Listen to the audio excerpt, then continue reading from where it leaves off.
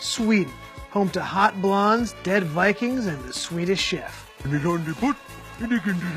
Now, add another thing to this list. Sweden is now the proud owner of the title, the rape capital of Europe.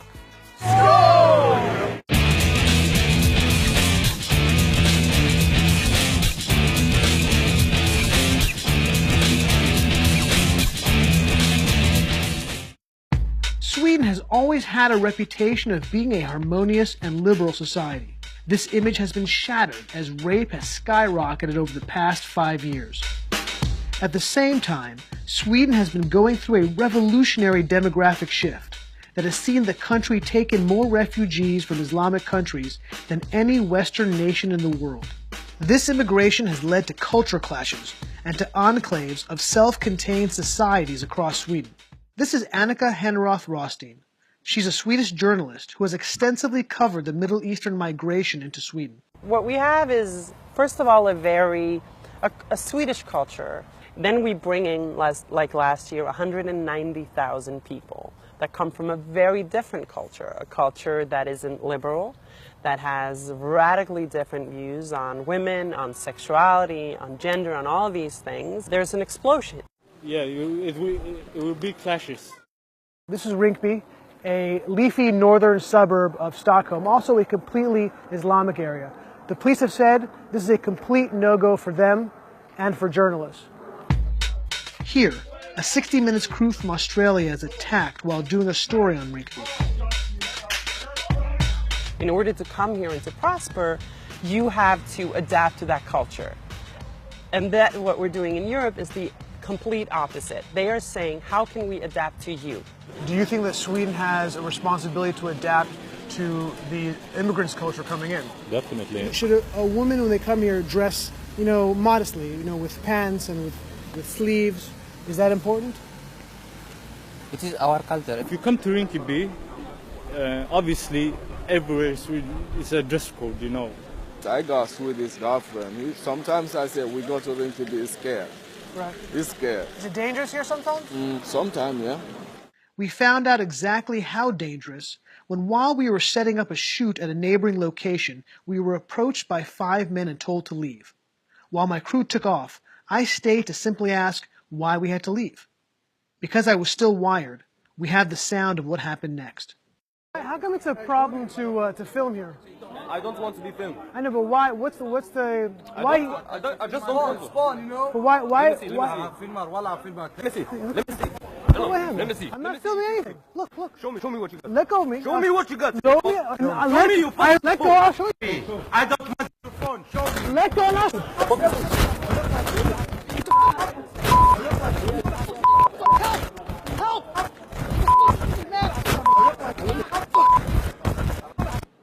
I was not the first person assaulted by gangs of immigrants, nor will I be the last. But women are taking the brunt of the explosion of violence across Sweden. When I went to a police station, I noticed that the vast majority of the people waiting to report a crime were women. Later, the police officer who I met with told me that most were there to report rape. These attacks are happening across Sweden, including a rash of rapes at music festivals. Over the past 2 years, dozens of young women, some as young as 12, were raped at these festivals across Sweden by hundreds of young immigrants. They use the tactic where dozens of men surround one or more girls in circles. While the men in the inner circle sexually attacks their victims, the outer circle distracts and keeps out anyone who would stop it. The attacks have become so common that some bands, most notably Mumford & Sons, refuse to play in Sweden. This has happened multiple times and to multiple victims. Then the issue is that when it is reported, this was widely known by the people who were there, the police that was on the scene, but then they put the lid on it. So they covered it up. They covered it up. So we didn't learn about this until much, much later. While the police have told me that the majority of the people that they arrest for rape are from Islamic backgrounds, BRA, the official keeper of Swedish crime statistics, curiously dropped the background of those arrested from the official statistics. The government has failed to recognize that it's made a huge mistake. And the European Union has failed to recognize that it's made a huge mistake. When we have this free movement, and the movement, of course, is flowing toward the country with the most generous social benefit system. The type of benefits the immigrants receive in Sweden are significant and are all-encompassing, and include housing, food, education, and additional cash. Does the government give enough to the immigrants? Yeah, everything's enough. This good world here. Yeah, life is good here. Better. Life is good, better here. They give me a lot. They give me a house, room, clothes, my school. All the Swedish government pays for it. While the staggering increase in rape has made some news, this phenomenon has been coupled with a shocking and less widely reported increase in violent crime in general. Over the past couple of years, several dangerous immigrant riots have broken out, and shootings across Sweden have increased sharply. Anders Gorazin and Jacob Ekström are veteran and decorated policemen who have decades of experience and are tasked with policing within the immigrant community. Has there been an increase in violence and crime here in Sweden? More violence and harder violence with guns and... What type of weapons are you guys seeing on the streets? You can see Kalashnikovs, hand grenades from the east, guns, handguns, everything you can find in Afghanistan, you can find here. Doesn't Sweden have very strict gun laws? For sure, you know, and we get, all the time we get new laws about guns, tightened up more. I think it's good, but you know, the violence increased anyway. This is a former police station which had to be moved a couple of years ago. Now the police will tell you that it simply became too unsafe for them to have a full-time presence here.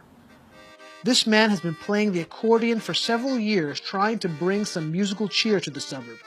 Yet, he has faced numerous attacks. My music, and the people, the police,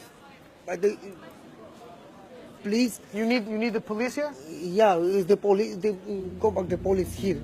Would you go as far as to say that these no-go areas are essentially states within a state? Yeah, most of the no-go areas is like that. Are there areas where if you're pursuing somebody, where you'll simply stop and not pursue them once they get into this no-go area? Yeah. If the police is chasing another car for some kind of crime, if they reach what we call no-go areas, the police wouldn't go after it. Do you see the violence really spreading across Sweden into the cities? At least 1 or 2 times a week. And let's say 5 years ago, how often would you say it was? No. 3 times a year. Really? The increase in this kind of crime is exponential. I think we caught off guard. We didn't expect it to be so much increase. Do you think there's a deliberate attempt to cover up these type of crimes?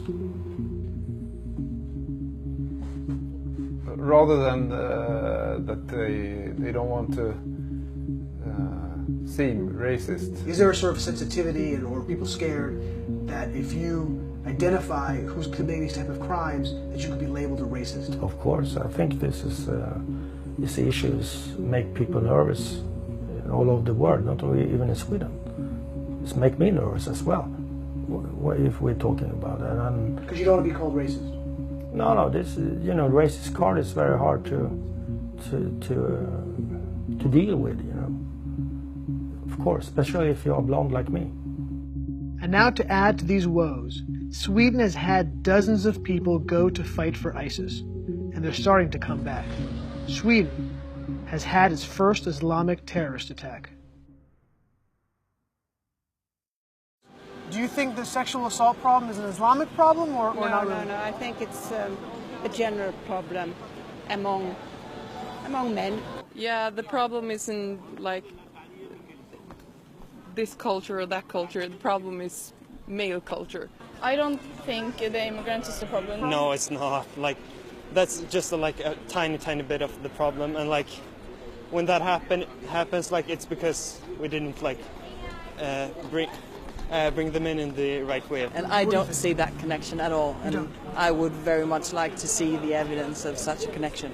Do you think it's almost racist to make that connection? Yes, I think so.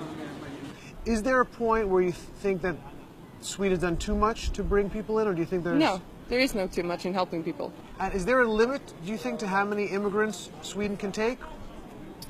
No.